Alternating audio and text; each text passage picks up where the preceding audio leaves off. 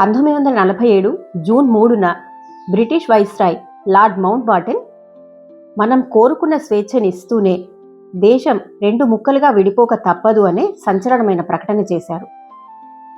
British వారు వెళ్తూ గీసిన ఈ విభజన గీత లక్షలాది కుటుంబాలను చిన్నాభిన్నం చేసింది.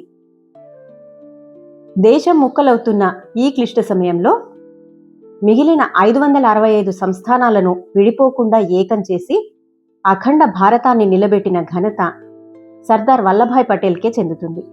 ఎట్టకేలకు 1947 ఆగస్టు 15న అర్ధరాత్రి జవహర్లాల్ నెహ్రూ ప్రజలను ఉద్దేశించి ట్రిస్ట్ విత్ డెస్టినీ అనే ప్రసంగాన్ని చేశారు. ప్రపంచమంతా నిద్రిస్తున్న ఈ వేళలో భారతదేశం కొత్త జీవంతో స్వేచ్ఛగా మేల్కొంటుందని ప్రకటించారు. అదే మన భారతదేశం 200 ఏళ్ల బానిస సంఖ్యలను తెంచుకున్న చారిత్రాత్మక క్షణం.